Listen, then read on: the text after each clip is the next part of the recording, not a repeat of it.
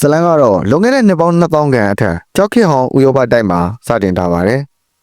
လူမျိုးစုငယ်လေးတစ်ခုဟာလာမယ့်ဆောင်းရာသီအတွက်အစာရိတ်ခါစုဆောင်းဖို့အမဲလက်ခီးထွက်ဖို့ပြင်ဆင်နေကြတာပါမျိုးနွယ်စုကောင်းဆောင်ဖြစ်တဲ့တာဝဟာသူ့ရဲ့ဆက်ကျော်သက်အရွယ်သားဖြစ်သူဂီရာကိုဒေချာလေ့ကျင့်သင်ကြားပေးပြီးနောက်ဂီရာနဲ့ဂီရာတငယ်ချင်းကက်စပါတို့နှစ်ယောက်စလုံးကိုအမဲလိုက်အဖွဲ့မှာပါဝင်ခွင့်ပြုလိုက်ပါတယ်ဂီရာအမေရိုကတော့တားဖြစ်သူအစင်းစင်းမဖြစ်သေးဘူးလို့စိုးရိမ်နေပေမဲ့တာဝကတော့သူ့သားကိုယုံကြည်မှုရှိရှိနဲ့ခေါ်ဆောင်သွားခဲ့ပါတယ်ခရီးလမ်းမှာတာဝဟာဖမ်းမိထားတဲ့တောဝတ်တစ်ကောင်ကိုတက်ခိုင်းပြီးဂီရာရဲ့တက်တီကိုစမ်းသပ်ခဲ့ပါတယ်ဒါပေမဲ့စိတ်နှလုံးသွင်းရတဲ့ဂီရာကတော့ငင်းဆန်ခဲ့ပါတယ်တညမှာတော့သူတို့အဖွဲ့မီးလုံနေတုန်းမှာပဲကြီးမားတဲ့ချင်းတစ်တကောင်ရုတ်တရက်ခုံဝင်လာပြီးဘယ်သူမှဘာမှမလုပ်နိုင်ခင်မှာပဲကက်စပါကိုကတ်ချီသွားပါတယ်အမောင်ထဲမှာကက်ပါရဲ့ရုံးကန်တန်တွေတိတ်ဆိတ်သွားတဲ့အခါသူသေဆုံးသွားပြီလို့သတ်မှတ်လိုက်ကြပြီးဝိညာဉ်ကူးပြောင်းခြင်းအထိတ်မှတ်အနေနဲ့ကြောက်တုံးနေစီကအောက်မေ့ဝယ်အခမ်းအနားတစ်ခုပြုလုပ်ပေးခဲ့ကြပါတယ်အဲ့ဒီချိန်မှာပဲဝင်းဘလူးဦးတန်းတွေကိုကြားလိုက်ရပြီးတောင်ကကီရာကိုအဲ့ဒီဝင်ဘလီအုပ်ခေါင်းဆောင်ရဲ့နာမည်ကအာဘာဖြစ်ကြောင်းပြောပြခဲ့ပါတယ်။နောက်ဆုံးမှာတော့မိုးစိုးအဖွဲ့ဟာကျွဲအုပ်ကြီးကိုတွေ့ရှိသွားပြီးဂျောက်ကမ်းမဘက်ကိုမောင်းနှင်ဖို့ကြိုးစားကြပါတယ်။အစီအစဉ်အတိုင်းအောင်မြင်လူလီပါဖြစ်နေချိန်မှာပဲကျွဲတကောင်ကကီရာစီပြေးဝင်လာပြီးဂျောက်ကမ်းမောင်းပေါ်ကနေတွန်းချလိုက်ပါတော့တယ်။ကီရာဂျောက်ကမ်းမအစွန်းကိုလက်နဲ့ဆွဲထားဖို့ကြိုးစားပေမဲ့လက်လွတ်သွားပြီးအောက်ဘက်ကကြောက်စုံတစ်ခုပေါ်ပြုတ်ကျကတတိလစ်သွားခဲ့ပါတယ်။တာအိုကတားဖြစ်သူကိုကယ်ဖို့ကြိုးစားပေမဲ့တွဲမဲ့မိုးစိုးတအုပ်ကဂီတာဒေဗီဖြစ်ကြောင်းပြောဆိုတားဆီးခဲ့တာကြောင့်ဝမ်းနဲ့ပူဆွေးစွာနဲ့ပဲနောက်တဲ့ဇာပနာအခမ်းအနားတစ်ခုလုပ်ပေးပြီးထွက်ခွာသွားခဲ့ကြပါတယ်။ဂီတာသတိပြန်ရလာတဲ့အချိန်မှာသူ့ကိုအသေးကောင်မှပြီးလာစားတဲ့လာရတကောင်ကိုတက်လိုက်နိုင်ပါတယ်။အဲဒီနောက်မိုးတီးထန်စွာရွာပြီးရီကြီးလာတဲ့အတွက်ချောင်းအောက်ကိုမဖြစ်မနေခုန်ချခဲ့ရပါတယ်။ကဲကောင်းစွာနဲ့အသက်မသေးခဲ့ပေမဲ့ခြေထောက်ကျိုးသွားတဲ့ဂီတာ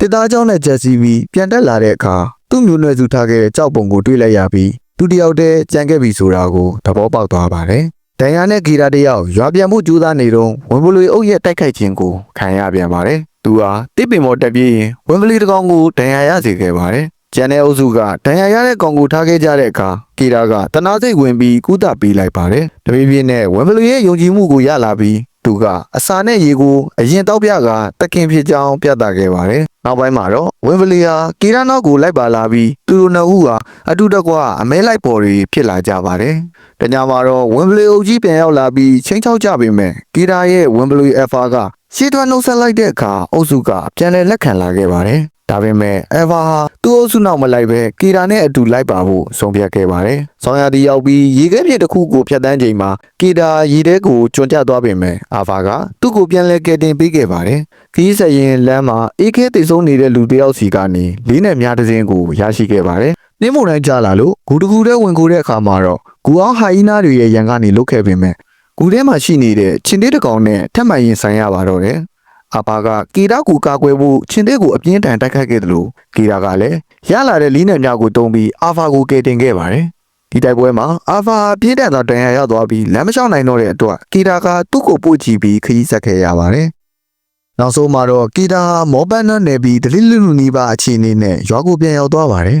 သူမိဘတွေဟာတားဖြစ်သူတက်ဆင်လျက်ပြန်ရောက်လာတာကိုမြင်တော့အံ့ဩဝမ်းသာဖြစ်သွားကြပါတယ်ရွာကကုသပေးသူကကီရာနဲ့အာဖာကိုကုသပေးနေချိန်မှာပဲအဖာဟာရုတ်တရက်ဝမ်ဘလီပေါလေးတွေကိုမွေးဖွားလိုက်ပါတယ်။အဲဒီတော့မှအဖာဟာအမဖြစ်ကြောင်းကီရာတီးလိုက်ရပြီးအံ့ဩသွားခဲ့ပါတယ်။ဇလန်အဆုံးမှာတော့အာဖာနဲ့သူ့ရဲ့ဝမ်ဘလီပေါလေးတွေကိုလူမျိုးစုကလက်ခံပြီးကီရာနဲ့အတူရင်ပါအောင်မွေးမြူထားလိုက်ပါတယ်။နောက်ဆုံးမြင်ကွင်းမှာတော့လူမျိုးစုတွေနဲ့အတူသူတို့ရဲ့ရင်ပါသွားတဲ့ဝမ်ဘလီတွေဟာအတူအမဲလိုက်နေကြပုံကိုပြသရင်းဇလန်ပြီးဆုံးသွားပါတယ်။